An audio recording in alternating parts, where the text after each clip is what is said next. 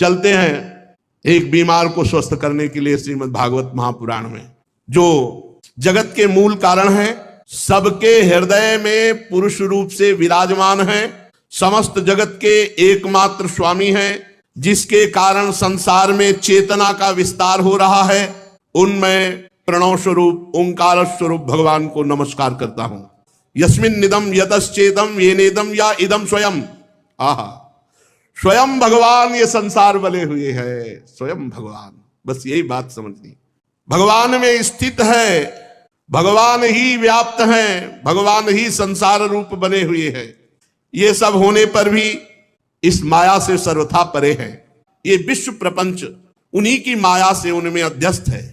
ये कभी प्रतीत होता है और प्रलय हो जाने पर ये कभी प्रतीत नहीं होता, परंतु वो एक रस रहते हैं। सृष्टि रहने पर भी और सृष्टि का प्रलय हो जाने पर भी वो इसके साक्षी हैं, वो दोनों को देखते रहते हैं, सबके मूल हैं और अपने भी मूल वही है, उनका कोई दूसरा मूल नहीं है।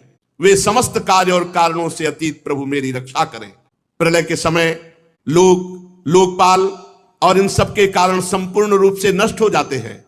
उस समय केवल अत्यंत घना गहरा अंधकार रहता है, परंतु अनंत परमात्मा उससे सर्वथा परे विराजमान रहते हैं। वे ही प्रभु मेरी रक्षा करें। भगवान की लीलाओं का रहस्य जानना बहुत कठिन है। वे नट की भांति अनेकों वेश धारण करते हैं। भगवान के स्वरूप को ना तो देवता जानते, ना ऋषि जानते, फिर दूसरा प्राणी कौन जान सकता है? जो वहां तक जा सके और उसका वर्णन कर सके, ऐसी किसी की सामर्थ्य नहीं। ऐसे मेरे प्रभु मेरी रक्षा करें। ना उनके जन्म है, न कर्म है, न नाम है, न रूप है, फिर भी उनके विविध नाम है, विविध रूप है, विविध जन्म है, विविध कर्म है। वो अरूप हैं, उनके कोई रूप नहीं। वो बहुरूप हैं, उनके बहुत से रूप हैं।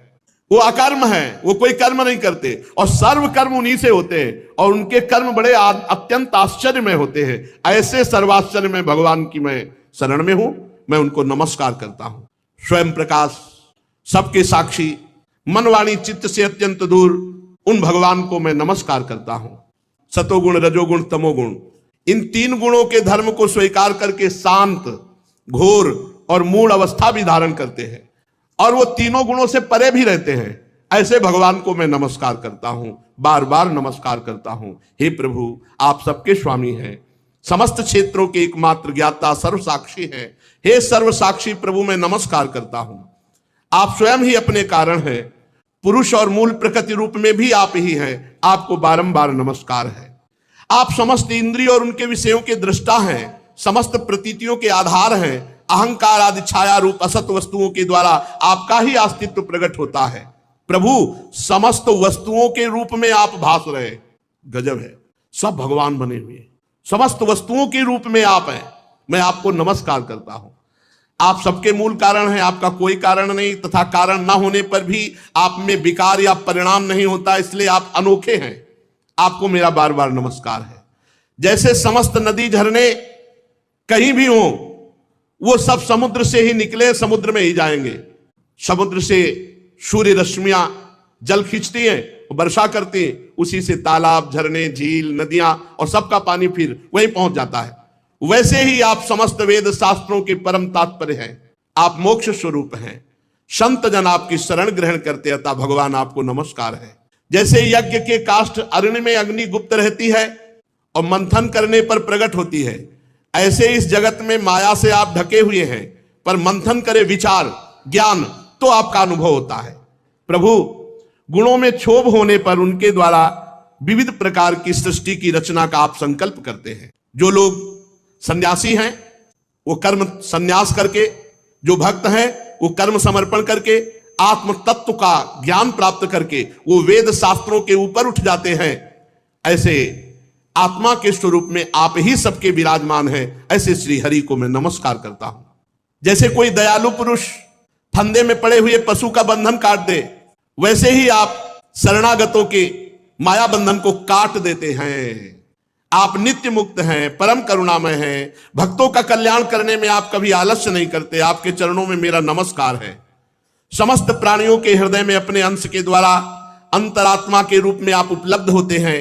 ऐसे सर्वेश्वरी पूर्ण अनंत महिमाशाली भगवान को मैं नमस्कार करता हूं। जो स्त्री में आसक्त है, शरीर में आसक्त है, पुत्र में आसक्त है, बड़े बूढ़ों, माता पिता, ग्रह संपत्ति, इनमें आसक्त है और वो आपका भजन नहीं करता। बड़ी कठिन माया है, पार करना बड़ा मुश्किल है और वो दुर्गति को प्राप्त होते हैं। क्योंकि जब तक आपका भजन नहीं होगा, जब तक आप में आसक्ति नहीं होगी, तब तक माया मुक्त नहीं हुआ जा सकता। जीवन मुक्त पुरुष सदैव आपका निरंतर हृदय में चिंतन करते रहते हैं। ऐसे सर्वेश्वर ज्ञान स्वरूप श्री भगवान को नमस्कार है, जिनकी अत्यंत छोटी कला से अनेकों नाम रूप के भेद, ब्रह्मादि देवता, चराचर लोक की सृष्टि होती है। उन भगवान को मैं मन से, बुद्धि से, इंद्री से, शरीर से नमस्कार करता हूं। आपकी माया अहंकार प्रकट करती है, जिससे जीव अपने स्वरूप को भूल जाता है और देह भाव में आ जाता है। जीव अपने स्वरूप को ना जानने के कारण आप सर्वशक्तिमान महामाधुर्य में भगवान के सुख से वंचित रह जाता है। परीक्षित, गजेंद्र ने बड़ी ज्ञानमयी भगवान की स्तुति की।